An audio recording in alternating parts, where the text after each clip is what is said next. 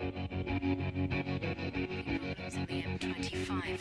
Very serious accident there, an overturned lorry and up to 20 other vehicles involved. There's also a nasty accident reported on the M3 northbound. About 8 cars are involved. To the west of London, there's another collision. It's blocking 2 lanes of the southbound M4 Heathrow Spur Road. Inspiring isn't exactly the first word you think of when you look at these bland landscapes of ring roads and flyovers and industrial estates. Blight is more likely.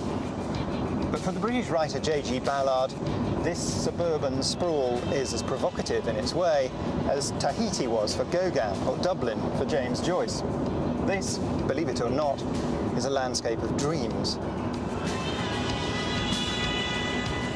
Nightmares might be closer to the truth, actually, because for 40 years in his novels and short stories, J.G. Ballard has delighted in imagining the very worst that could happen: global catastrophe and mass psychosis.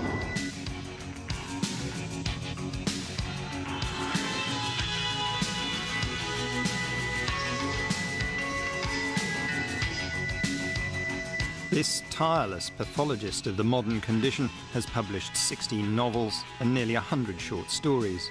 He's ranged from fantasies of environmental apocalypse in books like The Drowned World and The Drought, to jarring collisions between human desire and high technology in novels like Crash.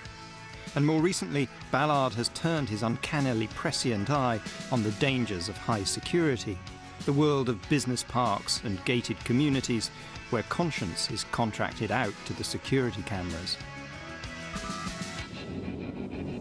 You could call what he writes science fiction, I suppose, but then what other science fictions are as down to earth in their settings?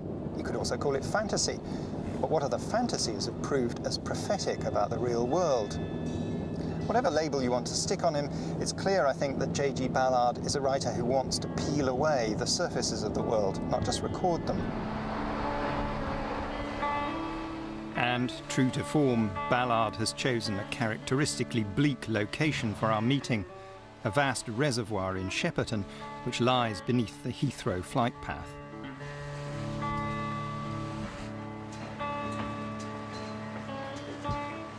Hi.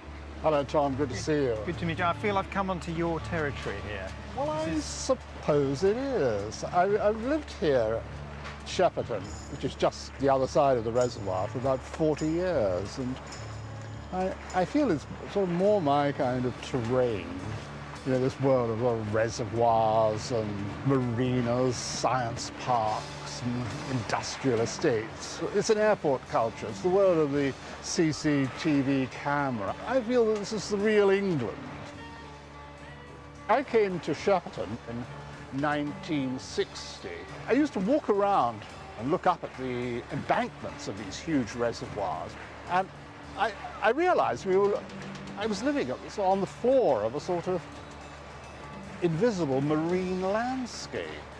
And I'd published quite a few short stories by then, but I hadn't written a novel. And the first novel I wrote was The Drowned World, which described an England after the ice caps have melted, sort of inundated with water.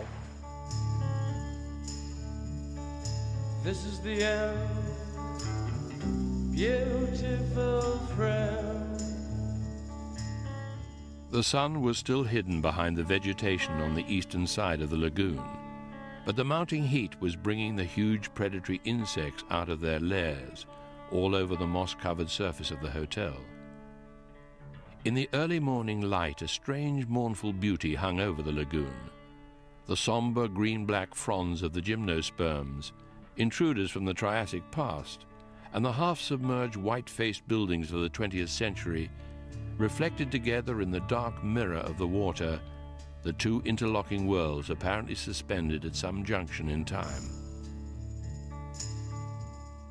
The Drowned World was an apocalyptic vision. Why do you think your imagination went in that direction, towards catastrophe? The English have always written disaster fiction. I think it may be something to do with the climate. It may be something to do with being cooped up in what is a sort of glorified lifeboat moored in the North Sea. And, you know, if you're all going to survive in a lifeboat, you've got to be pretty self-disciplined. And where, as a result, the English are a bit repressed, and destroying the lifeboat or destroying England by some natural cataclysm is one way of sort of breaking free of all this repression. He lay back thinking of the events of the past years that had launched him on his neuronic odyssey. He left the lagoon and entered the jungle again, following it southwards through the increasing rain and heat. older children. A second Adam, searching for the forgotten paradises of the reborn sun. Waiting for the summer rain.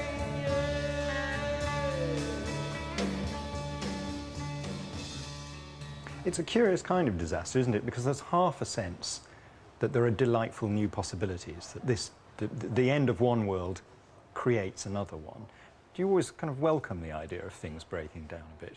Yes, in order to sort of re-mythologize yourself, recharge your imaginative batteries, and discover, you know, some sort of latent, some hidden truth about yourself. I mean, all my sort of central characters behave in a paradoxical way. They embrace the cataclysm because they're seeking some sort of psychological truth about themselves. I mean, these are stories of psychological fulfillment in many ways. You know, the characters are finding a sort of, you know, the real, so-called real world isn't convincing anymore. When catastrophe came along for you, it was at a much, much more domestic level, of course. I mean, your world did change, and your wife died. What kind of happened then, and what happened to your writing? Well, it was a great tragedy for her and for my 3 very young children, and for me. I think it certainly, I mean, it completely changed my life. I mean, being a writer was very important to me because I had to make a living to support my family and hold everything together. But I think I was just relying on my sort of unconscious reflexes. Many people have said that my writing grew a lot darker from the mid-60s onwards. I started writing the pieces that made up the Atrocity exhibition, which was which looks at sort of violence and sensationalism, you know, in the media landscape of, particularly in America, post the assassination of Kennedy. Catherine Austin unlocked the door and followed Travers into the deserted laboratory. Ignoring her, Travers walked towards the display screens, disquieting diorama of pain and mutilation, strange sexual wounds, imaginary Vietnam atrocities. Until Nathan ordered the experiment to end, it had been a daily nightmare for her, a sick game which the volunteers had increasingly enjoyed. Why was Travers obsessed by these images? Their own sexual relationship was marked by an almost seraphic tenderness, transits of touch and feeling as serene as the movements of a dune.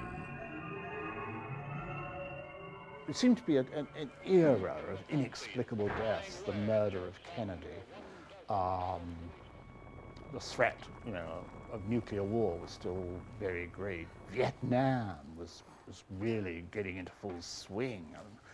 And nightly atrocities were shown on television. Murder and death seemed to be in the air, and all kind of electrified by this new medium of TV. In his next novel, Crash, Ballard followed this route to a shocking destination, a work which contrived a disturbing pile-up between sexual arousal and crumpled bodywork. 3 vehicles were approaching. The third, carrying a young woman doctor and her husband, I struck head-on.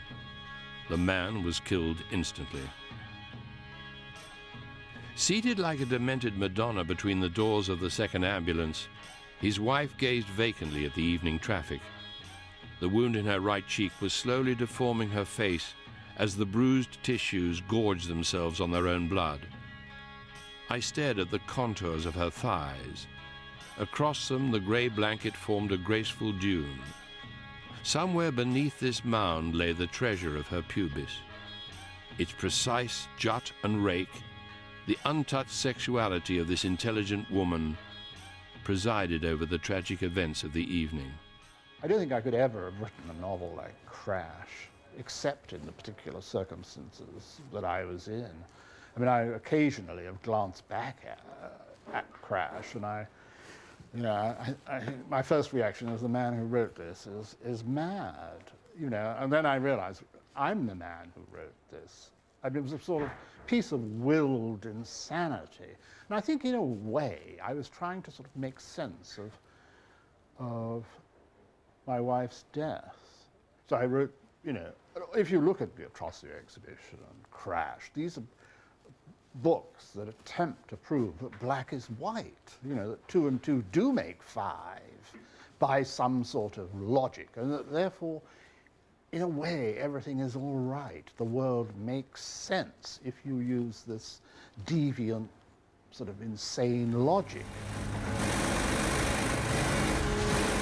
The shock of Ballard's insane logic did not fade with time. Over 20 years after the publication of Crash, when the director David Cronenberg reset the story in modern-day Los Angeles, the result was one of the decade's most controversial films, a pornography of trauma and speed.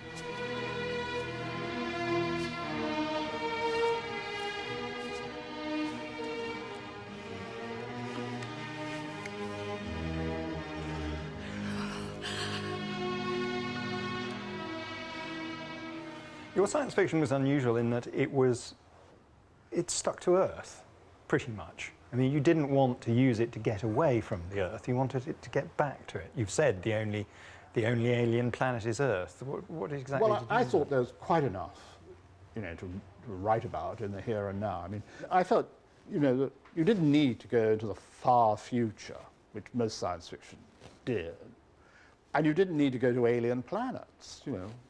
Earth was alien enough. I set my fiction in what I think of as a kind of, I don't want to sound pretentious, but a sort of visionary present, recognizably the same world we live in every day, but, sharpened and heightened, as if you were on some sort of drug, if you like, the present 5 minutes ahead.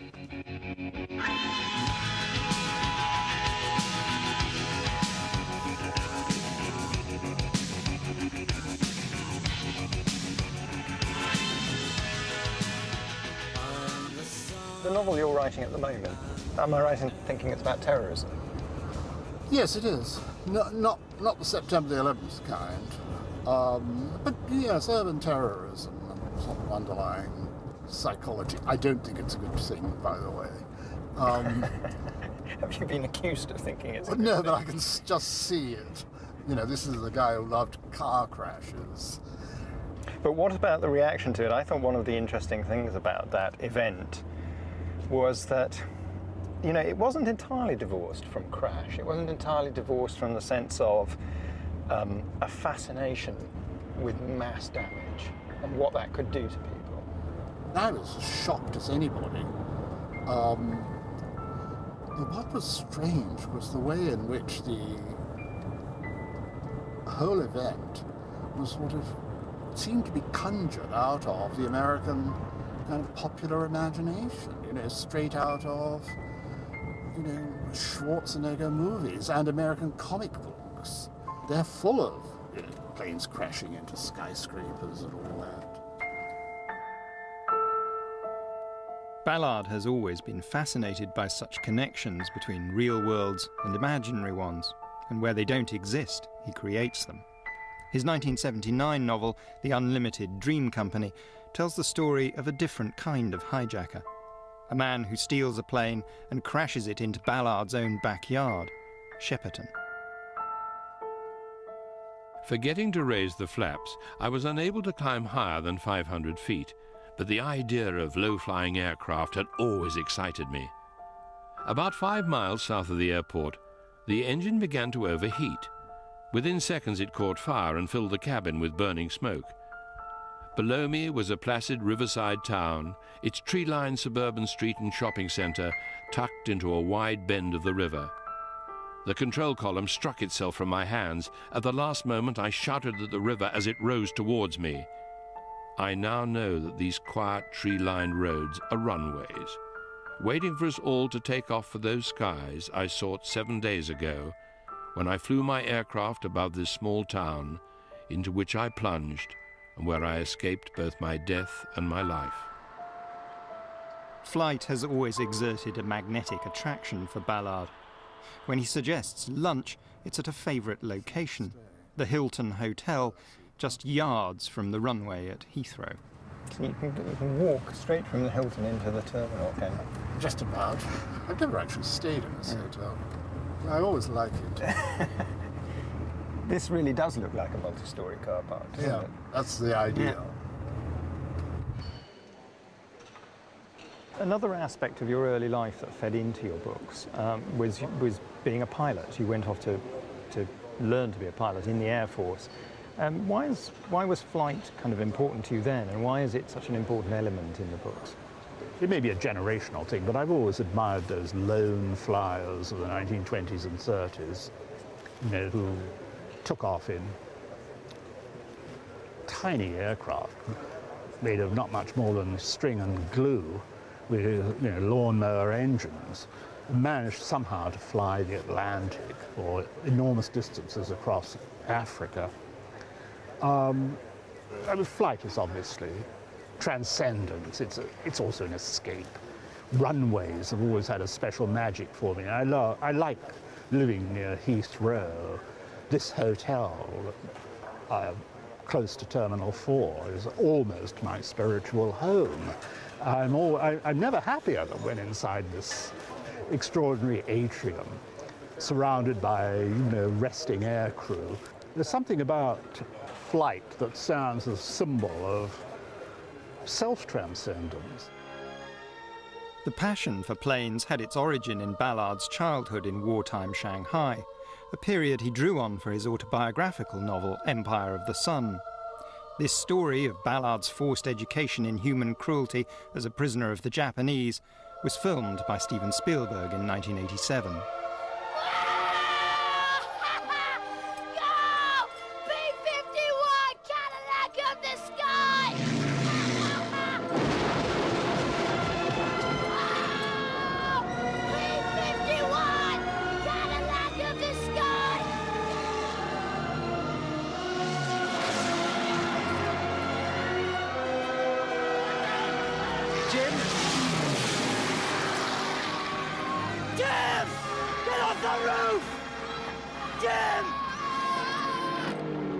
How abnormal was your, as it were, the normality of Shanghai? I mean, even before war came.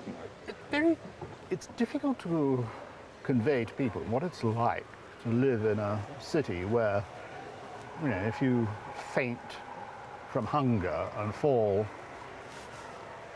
to the pavements, no one will come and rescue you, where you will literally lie and die, you know, unnoticed by the passers-by.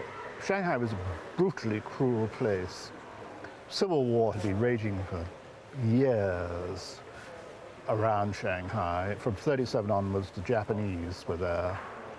And were you exposed to that as a child or insulated from it? No, we were all exposed to it. I mean, in 1937, when the Japanese invaded China, they seized the whole of Shanghai except for the international settlement. My parents and their friends would drive out in their chauffeur-driven American cars to inspect the battlegrounds. Today, a family might go and sort of to the local garden centre or to some historic site. We visited these battlegrounds. You know. And did you find it exciting as a child? Lying in... No, I found it strangely, sort of almost strangely meaningless. World War II confirmed sort of the whole of reality was a kind of stage set that could be cleared away at a moment's notice. I mean, I do tend to write a fiction of extreme situations, there's no point in denying that.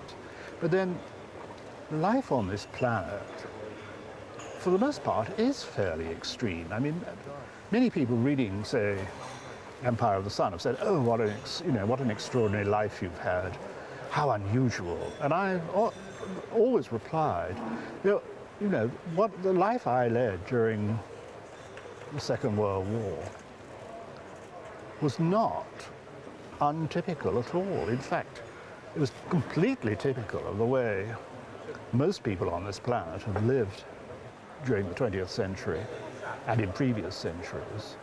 The untypical corner of the planet has been the sort of secure suburbia of England, Western Europe, and the United States. Ballard wouldn't be Ballard, of course, if he left that security untroubled. In his fiction, the safe places of the world become more dangerous. In 1974, he even gave an arterial junction a dark spin. In his novel, The Concrete Island, a man crashes off the road and finds himself marooned in a sea of cars, a Robinson Crusoe for the commuter age. Shielding his eyes from the sunlight, Maitland saw that he'd crashed into a small traffic island, some 200 yards long and triangular in shape, that lay in the waste ground between three converging motorway routes. The apex of the island pointed towards the west and the declining sun. A horn blared warningly behind him as he climbed around the trestles. A car plunged within inches of his right hip, an angry passenger whirling in the window. He was still there as dusk began to fall. Headlamps swerved past him, their beams cutting across his face. Horns blared endlessly as the three lines of vehicles, taillights flaring, moved towards the junction. The rush hour was in full swing. He was well aware that no one would stop for him, at least until the rush hour was over at 8 o'clock. Then, with luck, he might be able to attract the attention of a solitary driver. A lot of my fiction is an attempt to sort of strip human beings down to their sort of basic elements, to test them to destruction in a way, to see if they can survive. And that probably goes back to my childhood. But I've also got, I think, a scientist's eye. I like to invent extreme situations and then devise some sort of extreme solution. I followed my own obsessions when I wrote my early disaster novels, then when I moved on to novels about what I see as the modern urban disaster, crash, high-rise, concrete island. Latterly, when I've started writing about business parks, gated communities, I've followed, ideas that have gripped my imagination. One of the novels that foreshadowed Ballard's current preoccupation with enclave communities was the 1975 book High Rise. It described a luxury Docklands apartment block whose prosperous and educated tenants slowly regress to a state of savagery.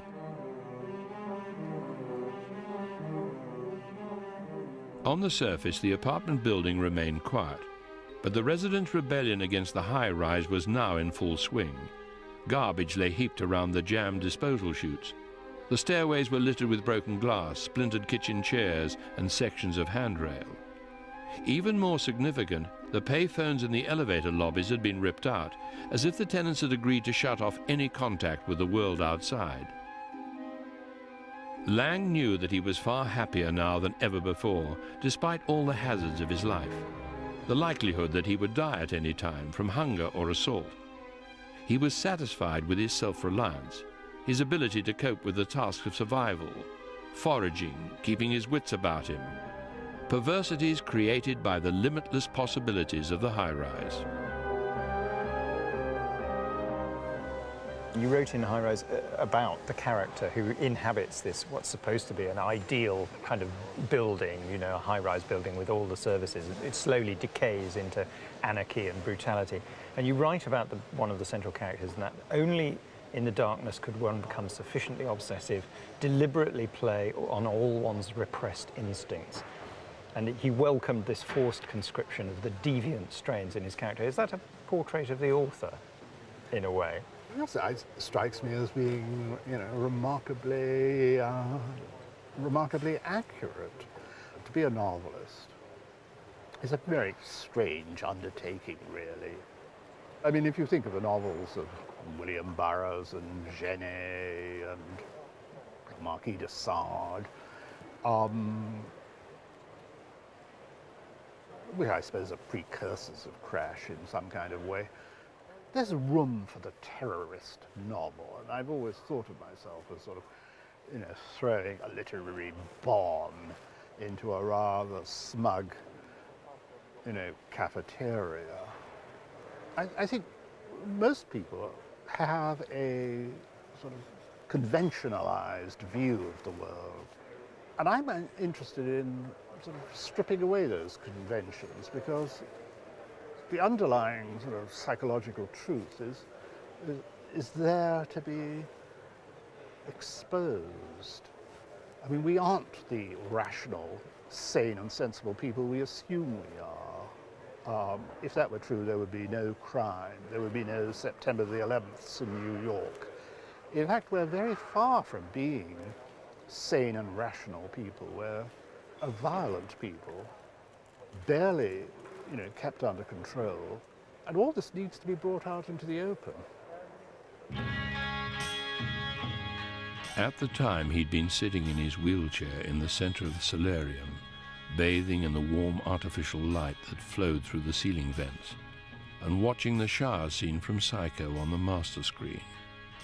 He had played the sequence to himself hundreds of times, separately recording sections of the action, and displayed them on the smaller screens around the master display. After 12 years of living entirely on his own, he preferred the secure realities of the television screens to the endless bizarre fictions of ordinary life. The solarium was a fully equipped TV studio, in which Pangborn was the star, scriptwriter and director of a domestic serial of infinitely more interest than the programs provided by the public channels. The news bulletins were now about his own body processes, the night's heart rate, and the rising and falling curves of his temperature. We know almost nothing about our bodies. The most vital parts, the brain and the heart and other organs, are hidden from view. We're not certain about the workings of our own emotions, or dreams and ambitions, what their roots are in our, the whole nature of our personalities is a bit of a mystery to us. So exposing part of that mystery is a great education. You did study anatomy for a while, didn't you? When Yes. you stopped your medical career halfway through, so as it were, you learnt the bit where you flay the body, strip it back. You didn't learn the bit where you cure and put the body back together again. Is it fair to see some reflection of how your novels are mostly, they anatomize society, but they're not setting out to cure them, or? I suppose that's true to some extent. In most of my novels, the central character is on a quest for meaning and for self-fulfillment, whatever form that may take. And generally speaking, I mean, my characters do accept a sort of topsy-turvy logic about the world. And I think my novels are, on the whole, rather positive. Ballard's idea of the positive isn't everyone's, though.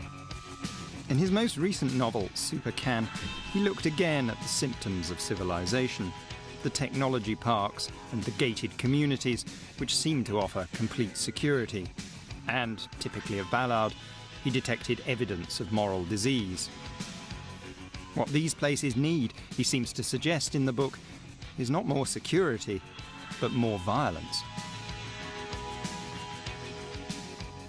Do you like places like this? I mean, do you kind of... Is it because Yes, I do like them. I think they're socially unstructured. There are no hierarchies here. In Supercan, you said this thing that the Pol Pots and the Hitlers are not going to walk out of the desert. They're going to come out of the shopping malls and the industrial parks. I mean, do you think you got that wrong? No, I think I've got it right. Well, the desert of Business Park, not the literal desert. I mean, you know, these middle-class, highly educated young men who crash their planes into the World Trade Towers came out of a world of, shopping malls and the high-tech environment of those very prosperous Middle Eastern states.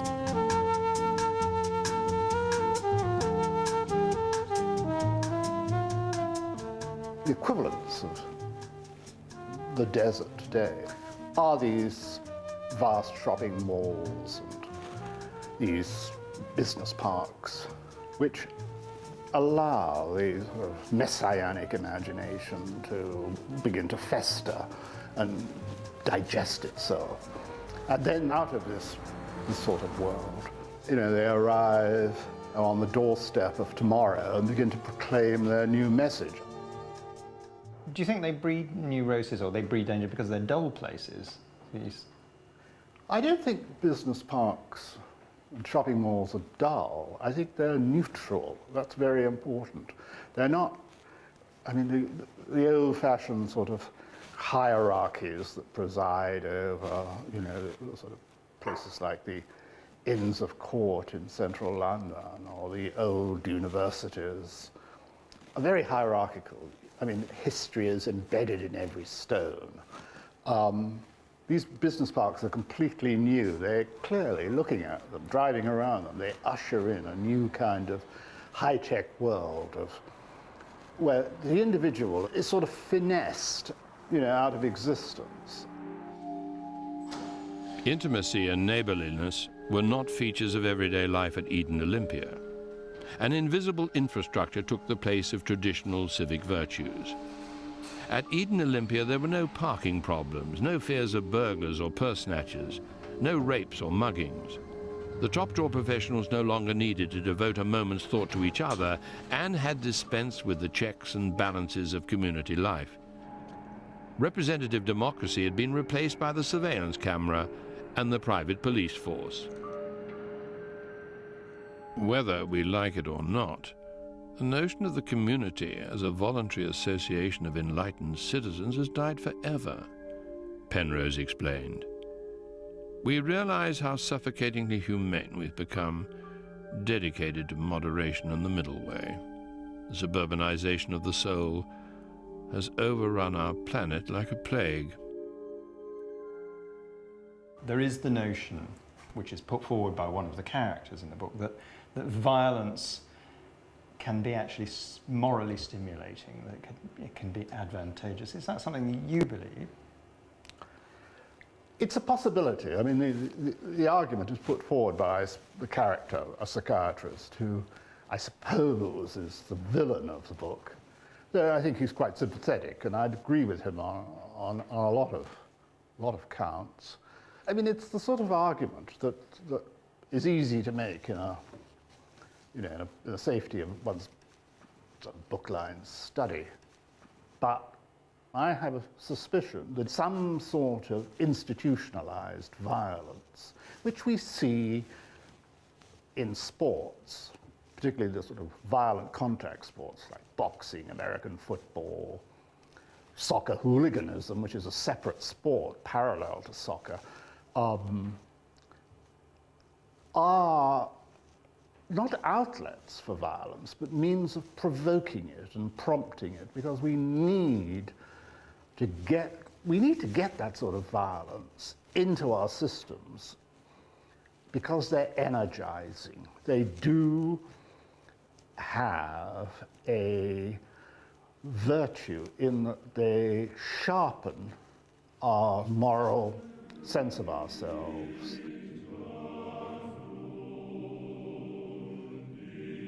The headlamps flared, and everyone was running towards the Avenue St. Nicholas.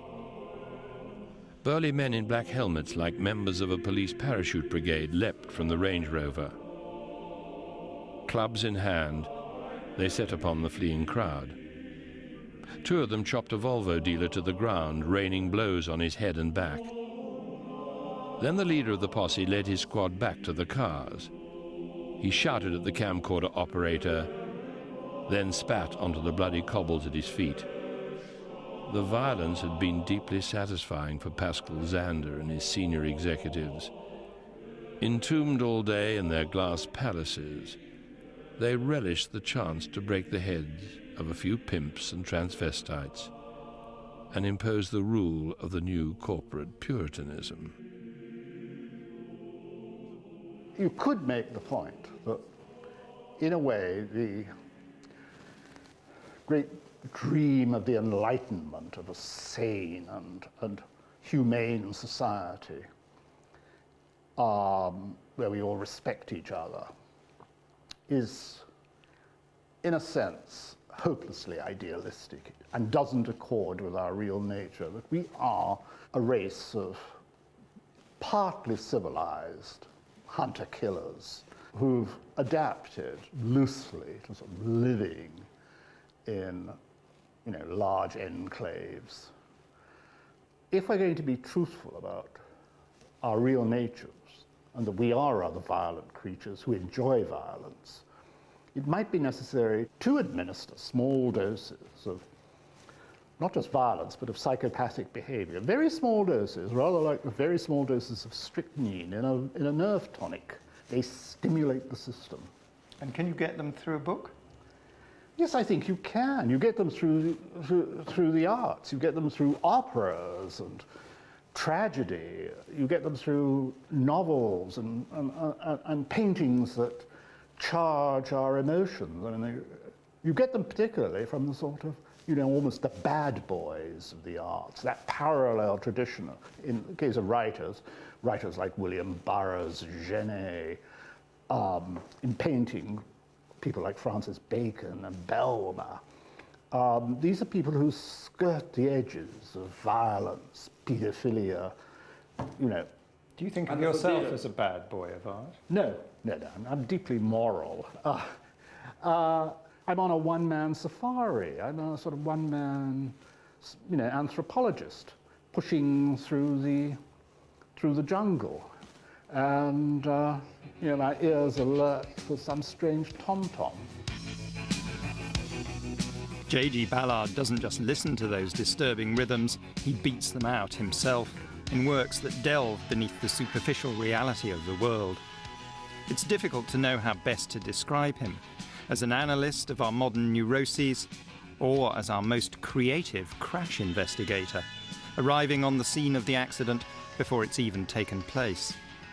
Perhaps in the end, anatomist gets closest. Other writers show you the world. Ballard gets under its skin. Shut your eyes.